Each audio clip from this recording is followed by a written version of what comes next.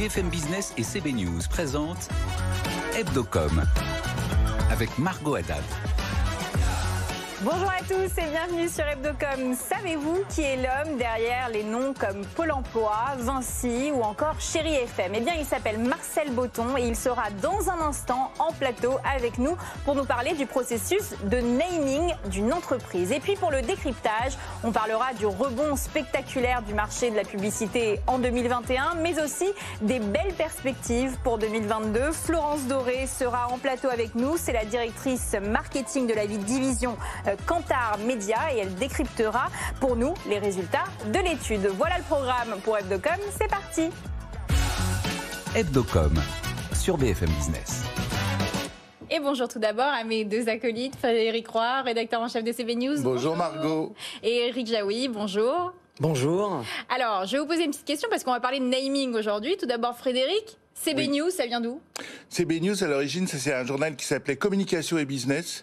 Et ce nom appartenait à une agence qui a disparu depuis. Et c'est devenu CB News. Il se trouve que, par hasard ou pas, c'était aussi le nom les initiales du fondateur, Christian Blaget. Ah, et Eric, Zion Say, votre agence ? Zion Say, c'est Zion dans Matrix, c'est le seul endroit où il y a encore des humains dans ce nouveau monde. Et comme on fait du digital et qu'on a un rapport très humain parce qu'on a une petite structure, Zion nous va bien.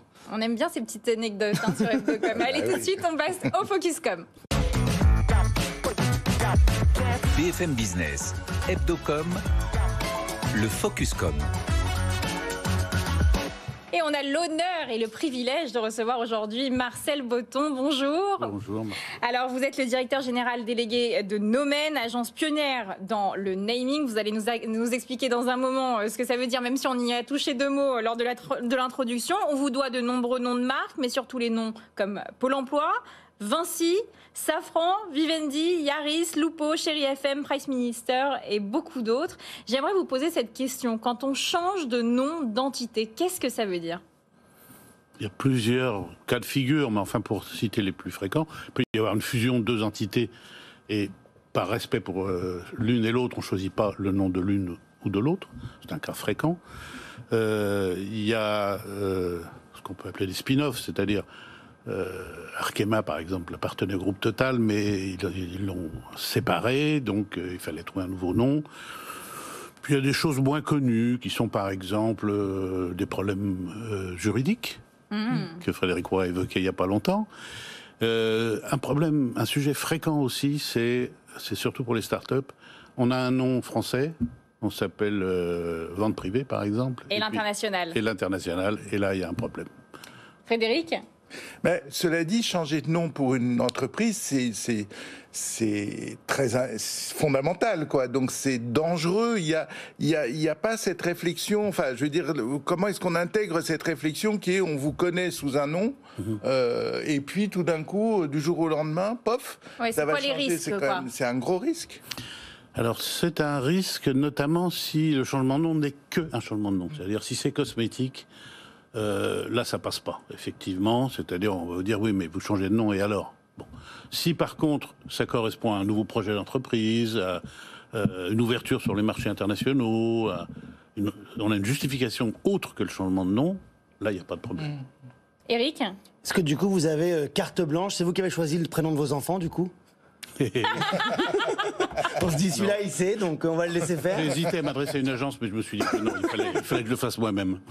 Mais je ne désespère pas un jour d'être en charge des prénoms des enfants des autres. Hein. C'est possible. On ne sait pas. Mais pourquoi le nom d'une entreprise il est important, justement ? Pourquoi c'est si révélateur ?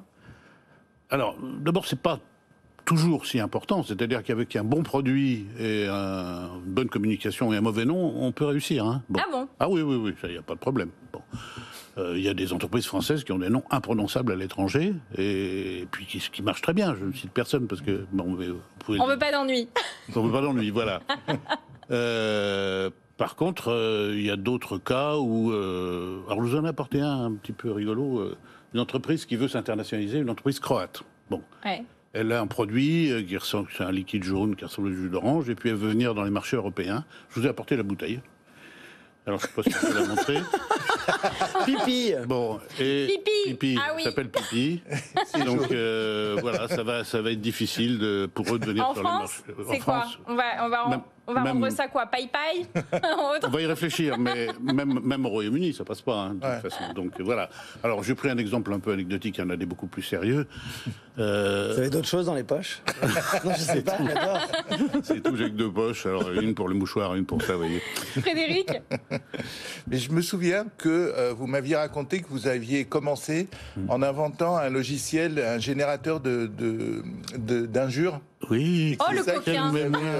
Qui vous avez Un générateur d'injures. Oui. Et moi, vous m'aviez même donné une sortie du résultat que j'ai gardé longtemps parce que j'ai trouvé très joli. Quelle mémoire. Ben, Quelle voilà. mémoire. Alors effectivement, je partageais les bureaux avec mon cousin à l'époque, il s'appelait Roland Moreno, je dis qu'il s'appelait parce qu'il est décédé, c'est l'inventeur de la carte à De puce. la carte à puce. Et puis on bidouillait sur un Apple II, qui avait 16 K de mémoire, et avec des floppy disks, enfin un truc que vous n'avez pas connu, mais bon, des trucs de fou. Et on rédigeait des petits programmes, et on en a rédigé un qui fabriquait des noms, on lui rentrait des noms, et il fabriquait des noms qui ressemblaient. Donc on rentrait des insultes, et il fabriquait de nouvelles insultes. Glandure, des trucs comme ça, vous voyez. Et même dans les insultes qui étaient sortis, il y avait balardure, par exemple, qui était un peu... Et du coup, il y a une méthodologie. Est-ce qu'il y a une méthodologie pour trouver le nom d'une marque? Pareil qu'un logiciel, comment est-ce que vous faites, du coup? Une méthodologie qui ne se contente pas d'utiliser les injures, bien sûr. Non, bien sûr, mais du coup, comment vous faites? Vous faites avec un ordinateur, aujourd'hui? On utilise accessoirement l'ordinateur, mais l'essentiel aujourd'hui, c'est quand même ce qu'on appelle la plateforme de marque. C'est-à-dire qui on est, qu'est-ce qu'on veut dire, à qui on parle. C'est ça qui est essentiel. Donc, partir juste sur créer des noms, ça ne veut rien dire. Bon, il faut vraiment se concentrer sur la plateforme. Et c'est quoi les tendances actuelles des noms? Oui, c'est une excellente question. Alors, Internet a bouleversé un peu les choses. Par exemple, c'est très intéressant d'avoir une marque improbable. C'est-à-dire, il y a beaucoup de marques avec des Z, avec des Q sans U, par exemple. Ah oui. Des choses comme ça. Pourquoi? Eh bien, parce qu'on a intérêt à avoir une marque qui est un peu unique sur Internet. Si vous appelez la compagnie française des productions alimentaires, pour vous trouver, avant d'être bien référencé, ça va être très long. Ah, c'est pour le référencement surtout? Oui. Si vous appelez Keo, par exemple, Q-U-O, c'est un nom qu'on a créé, pour un client, là, vous tapez QEO, il n'y en a pas 36. Donc, Internet, enfin, les moteurs de recherche ont profondément modifié ça, et vous voyez beaucoup de noms avec des voyelles doublées, par exemple, 2 O, alors ça c'était très classique, maintenant on voit même il y a quelques années, ouais. Oui, mais ça continue. Ah oui? On trouve des mots avec 2 U à la file, enfin des choses qui n'existent pas normalement. Et le mot court, ça a toujours été d'actualité ou c'est en c'est partie? plus d'actualité maintenant, à cause des applis. Des applis, oui. Si vous avez un nom de 4 lettres, alors tout le monde veut des noms de 4 lettres, parce que 4 lettres, ça rentre, vous voyez. 7 lettres, ça rentre pas. Et c'est qui les personnes qui travaillent pour vous? C'est des linguistes? C'est un mélange. Il y a des créatifs, comme dans la pub. Il y a des juristes. Il y a des linguistes, des gens qui parlent plein de langues. Par exemple, on emploie une chinoise de Hong Kong qui est partie, qui parle le cantonais, le mandarin, le français, l'espagnol et... J'oublie quelque chose, je ne sais plus. Et l'anglais, bien sûr, parce qu'à Hong Kong, on parle anglais. Voilà.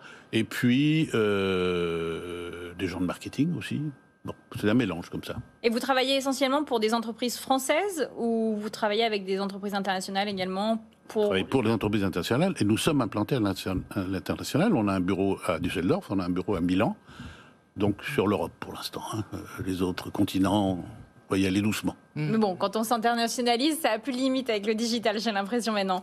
C'est tout à fait vrai, et c'est d'ailleurs une de nos sources de business. C'est quand les boîtes, la plupart des boîtes qui réussissent, elles n'imaginent pas au départ qu'elles vont réussir, souvent. Même les start-up, elles disent, bon, on va faire le marché français, puis des fois ça mord. Bon.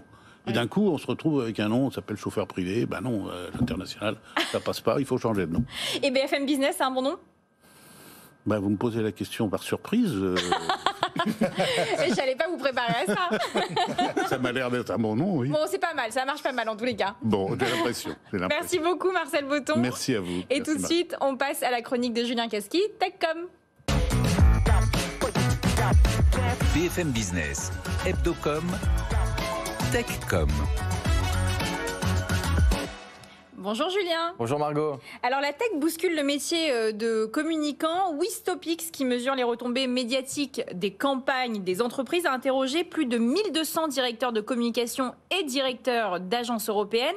Et la moitié des communicants se déclarent désormais comme très technophiles. Et oui, c'est 2 fois plus qu'il y a 5 ans. Écoutez ce chiffre, 61% des communicants veulent utiliser de nouveaux outils numériques et ils vont investir dans de nouveaux outils numériques. Parmi ces outils, on peut citer des salles de presse digitales beaucoup plus élaborées qu'aujourd'hui, avec la possibilité par exemple de retransmettre des événements en direct. Plus d'un tiers des communicants souhaitent aussi se doter d'un digital asset manager. C'est un terme assez barbare, mais ça veut dire un manager responsable d'une base de données interne numérique avec toutes les photos, toutes les vidéos, tous les dossiers de presse de l'entreprise réunis sur une même base, donc centralisée.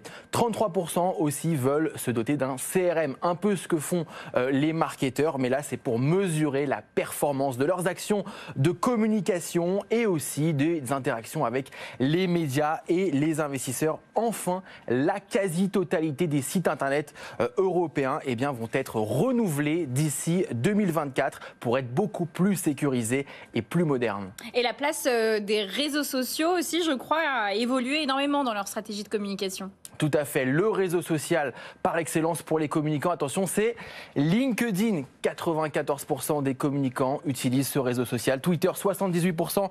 Instagram et TikTok suivent. Certains DIRCOM sont de véritables influenceurs avec près de 30 000 abonnés sur les réseaux sociaux, comme Frédéric Fougera, le DIRCOM d'Emeria, l'ancien Foncia, ou Béatrice Mandine d'Orange. Et quels sont les grands enjeux à venir pour eux ? Tout d'abord, c'est la lutte contre la désinformation. Un exemple, Margot, il y a 3 ans, BlackRock s'est fait pirater par des activistes écologiques. Ces activistes écologistes se sont fait passer pour le plus grand gestionnaire d'actifs au monde. Ils ont publié un faux site internet, 2 faux emails et ils ont annoncé un virage sans précédent pour BlackRock dans la sortie des énergies carbonées du fonds américain. Fake news, évidemment. Le Financial Times et CNBC, un des 2 plus gros médias économiques internationaux, ont relayé cette fausse information et Larry Fink, le patron de BlackRock, a dû démentir dans la foulée. Donc l'importance pour les communicants de bien authentifier leurs outils de communication et pour ça il y a ce qu'on appelle la blockchain. La blockchain permet d'authentifier, de tracer ces outils de communication. 1/4 des entreprises aujourd'hui en France utilisent la blockchain. Enfin, l'autre enjeu pour les communicants, c'est de faire en sorte que les outils de communication qu'ils utilisent aujourd'hui soient conformes au RGPD, à la protection des données personnelles. Plus de la moitié des communicants considèrent aujourd'hui que c'est un enjeu prioritaire pour eux. Merci beaucoup Julien, et tout de suite on passe au JT de la com avec Rebecca Blanc-Lelouch. BFM Business, Hebdocom, le JT de la com. Bonjour Rebecca. Bonjour Margot. Alors aujourd'hui, on commence ce journal par l'initiative de l'International Advertising Association avec France Générosité qui s'unissent en faveur de l'Ukraine. Un grand nombre d'acteurs de la communication s'unissent en effet pour un appel aux dons au profit des victimes de la guerre en Ukraine.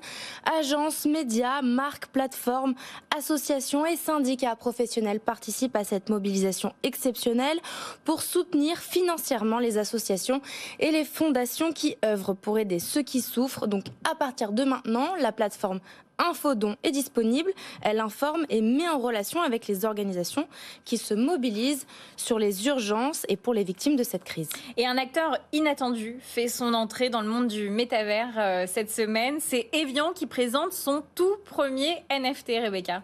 Evian a présenté 20 œuvres d'art NFT créées par l'artiste Sarah Shakil, avec laquelle Evian avait déjà collaboré auparavant. Le but, mettre en évidence l'héritage alpin de l'eau minérale dans cet univers numérique, avec une montagne scintillante. Evian s'est associé à la blockchain Tezos pour la production de son NFT pour minimiser son empreinte environnementale, et 100% des recettes de ces NFT seront reversées au Somerset House Young Talent Trust, qui soutient la nouvelle génération d'artistes. Et tous ces NFT ont déjà été vendus. L'accent, Rebecca, l'accent. Et si on reste dans l'univers du métavers, on pourrait aussi rencontrer un nouvel arrivant. Et il s'appelle Will, je crois. Oui, il s'appelle Will et c'est le premier sans-abri du métavers. Il fait partie de l'association Entourage qui soutient les personnes en situation de précarité en France. Il a été conçu avec TBW à Paris. Will sera aussi mis en scène dans une pub diffusée sur les réseaux sociaux et à la télévision. Et il a pour mission d'intéresser et d'interroger les investisseurs du monde virtuel sur le lien social, de ne pas oublier l'entraide et alerter sur l'exclusion dans le monde réel. En fin de cette trêve hivernale, pour rappel, en France, ce sont 300 000 personnes qui vivent sans domicile fixe et 7 millions de personnes qui vivent dans l'isolement. Et puis le week-end dernier, Rebecca, c'était le 1er avril. J'espère que vous avez fait pas mal de blagues à votre entourage. Alors l'occasion de se faire des blagues et les marques, les premières, ont été au rendez-vous. Complètement. Alors je vais commencer par Deezer qui a fait croire qu'elle allait changer de logo et de nom en tweetant « On en avait assez de commencer toutes nos réunions à 10h. Deezer devient, Eric ? 11h, O-N-Z-E-R. Donc ça m'a beaucoup plu. Il y a aussi la marque de déodorant Wild qui a fait croire, mais qui a très bien mis en scène, qu'elle lançait des déodorants au fromage, entièrement naturel, végétalien et durable et sans plastique, en collaboration avec Cheese Geek. Et la troisième blague, ma préférée, c'est Honda qui a fait croire que ses nouveaux sièges allaient être conçus spécialement en pensant au confort des animaux de compagnie. Ah, c'est pour moi ça. Ce que j'allais dire. C'est pour mon chien. Donc avec des trous dans les sièges qui feraient guise de gamelles pour mettre des croquettes et de l'eau et aussi des espaces dédiés aux poissons rouges et aux hamsters. Eh bien, Honda, si vous nous écoutez, je pense qu'il faut y penser en tous les cas. Rebecca, Médiamétrie a publié les résultats de sa mesure Istat Podcast qui dénombre les écoutes et les téléchargements de podcasts pour le mois de mars 2022. Et d'ailleurs, on en parle beaucoup dans cette émission des podcasts. 202 millions de podcasts français ont été écoutés ou téléchargés dans le monde contre 175 millions en février, donc plus 27 millions en un mois seulement. En France, 155 millions de podcasts ont été écoutés ou téléchargés au cours de cette même période. Et ce sont France Inter, France Culture et RTL en tête du podium, qui sont les 3 premiers médias créateurs de podcasts en tête des résultats.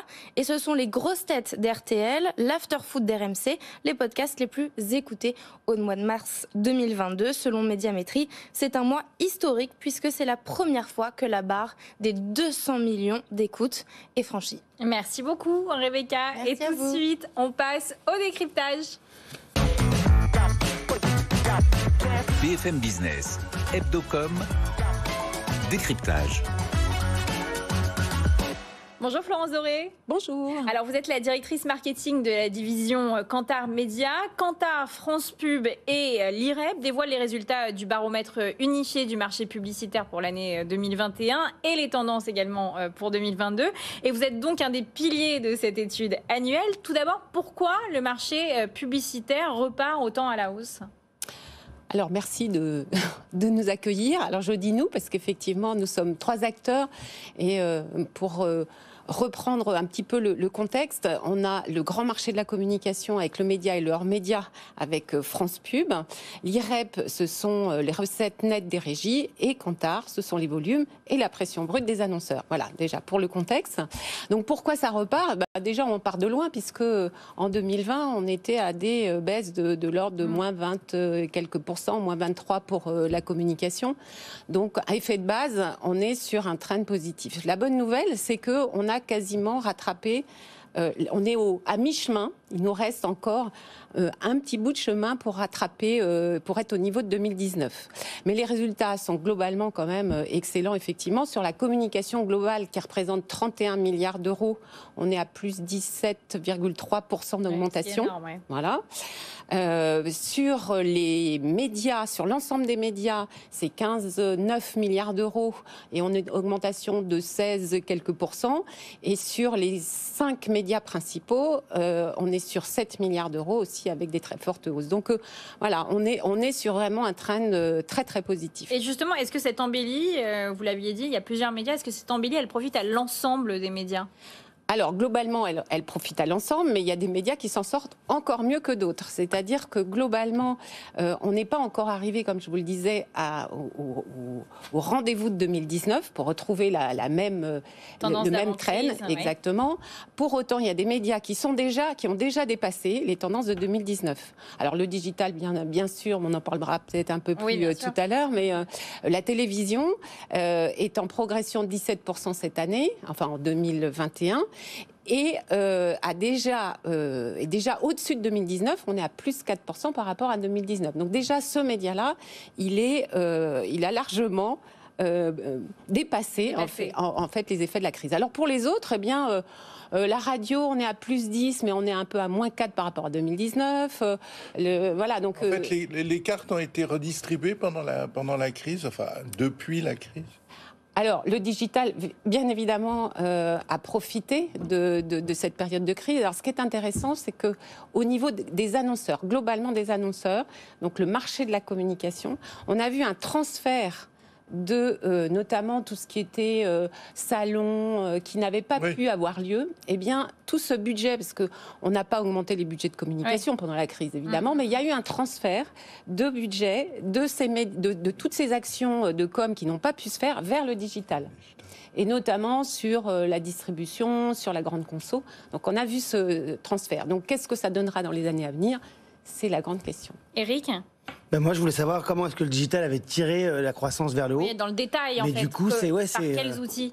Alors, tous les leviers du digital ont profité. Le SRI a annoncé 24% d'augmentation, 29% par rapport à 2019. Donc, tous les leviers digitaux ont profité. Le display est plutôt en bonne forme. Mais le search, le social, on voit que tous les leviers du digital ont participé à cette fabuleuse croissance. Voilà. C'est surtout les GAFA qui, comme d'habitude, ont tiré enfin, je veux dire, en ont le plus profité de toutes ces Alors, les GAFA ont évidemment profité, bien évidemment, mais quand on regarde, là, c'est l'IREP qui donne ses résultats pour les principaux médias, les 5 grands médias, eh bien, quand on regarde la partie digitale de ces 5 grands médias, on est à plus 32%. Donc c'est énorme, et même plus 35 si on y ajoute le DOH. Donc voilà, donc il n'y a pas que les GAFAM, les médias ont profité grâce à la digitalisation qu'ils ont faite sur leurs canaux. Et qui sont les plus grands annonceurs français de 2021 ? Alors le premier c'est Lidl. Il a pris la place à Leclerc, qui était le premier depuis 2 ans. Alors le marché de la distribution a été quand même très très bien soutenu ou a profité de la crise. Donc bien évidemment on retrouve beaucoup d'annonceurs dans notre top 10 qu'on appelle notre top 10 annonceurs. Il y a 5 distributeurs, donc évidemment Lidl, on en a parlé, Leclerc en 2e position, mais on a Carrefour et on a aussi un Amazon. Alors Amazon, c'est pas grand distributeur, mais c'est de la distribution spécialisée. Ça, y a pas de doute, oui. Et alors Amazon, c'est assez particulier parce qu'il a une augmentation de 55% de sa pression publicitaire brute. C'est la plus forte augmentation. Mais justement, sur Amazon choisit des médias mainstream. Ça m'a un peu surpris. Et oui. Comment ça se fait ? Et oui, tout à fait. Eh bien, on avait, alors, pas lors du dernier bump, mais sur une édition précédente, on avait regardé justement comment se comportaient ces GAFAM sur les différents médias. Et justement, eh bien, ils sont très, très, très présents sur les médias mainstream, et particulièrement la télé. Parce qu'ils ont besoin, par exemple, aussi, ouais. Tout à fait, pour se positionner en porteur d'images. C'est de la notoriété, en fait, la télévision, par exemple. Donc, ils ont besoin de ça, même si ce sont des digitaux. Donc la télévision, encore un acteur majeur pour la publicité. Un acteur majeur qui n'est pas prêt puisque en nom d'annonceurs, on est aussi sur des annonceurs qui, à chaque année, rejoignent ce canal. Alors, j'aimerais qu'on fasse un petit focus sur la RSE, parce que vous avez étudié ça également dans cette étude. Le BUMP fait un focus sur la RSE et constate ainsi que ce ne sont pas les leaders du classement qui consacrent la plus grande partie de leur budget à des communications autour des thématiques sociales, environnementales. Comment ça se fait ? Alors, oui, effectivement, on a présenté les premiers résultats d'une étude qu'on est en train enfin plutôt d'un baromètre ou d'un monitoring qu'on est en train de faire chez Kantar. On l'a commencé en 2021. Et en fait, cette étude 2021 nous permet de faire un socle, une sorte de point de départ de ce que va être la RSE, en fait, dans les années qui viennent. Donc, on a 3 indicateurs qui sont extrêmement intéressants et qu'on a regardé en détail, qu'on peut regarder et par médias, et par annonceurs, et par secteur. Donc ces 3 indicateurs, ça nous donne qu'on a 4% des annonceurs qui ont des messages RSE. C'est quand même pas beaucoup. Pas beaucoup. Hein. Pas beaucoup, exactement. 3% des créations publicitaires et qui correspondent à 11% de la pression brute totale du marché. Voilà, donc ça c'est la base. Et comme je vous le disais, on peut le mettre sur tous les leviers. Donc effectivement, quand on a ça nous est facile de regarder quel est le ranking des annonceurs ou des secteurs. Et là, effectivement, c'est pas du tout la même chose que sur le classement normal, parce que le premier annonceur en RSE, eh bien, c'est Renault. Voilà, qui est... Surprise. Oui, c'est vraiment c'est l'inverse. Quoi. Exactement. Eric ? Quels sont les médias privilégiés, justement, pour faire passer ces messages RSE ? Eh bien, encore la télé, voilà, la se télé, retrouve quand même. Non, Alors, ça, c'est pas tout le monde ne va pas à la télé, mais c'est assez logique. Pardonnez-moi, encore la télé, mais est-ce qu'elle progresse ? Est-ce que c'est le digital qui progresse par rapport à la télé sur ces messages ? La progression, je ne peux pas donner, puisque on a une année de base qui est 2021. Donc là, ce sera dans les années, enfin les mois et les prochaines années qu'on pourra voir quelle est l'évolution. Ce qu'on sait, c'est que la télé aujourd'hui est le média qui accueille le plus de messages RSE, ce qui est assez normal d'ailleurs, parce qu'en fait, on a affaire à des grandes entreprises qui ont fait le travail en amont, parce qu'on ne va pas donner un message RSE à des consommateurs si on n'a pas fait le travail dans changement, dans son organisation. Ouais. Et donc ces grands annonceurs qui sont présents en télé parce qu'ils ont le budget pour y être et qu'elles ont besoin de faire de la com corporate, eh ben elles ont déjà travaillé en amont et donc c'est assez logique. Merci beaucoup Florence Doré, c'était super de vous avoir en plateau pour décrypter cette étude. Merci. Et nous on se retrouve la semaine prochaine pour un nouveau numéro d'Hebdocom. À bientôt. Hebdocom sur BFM Business.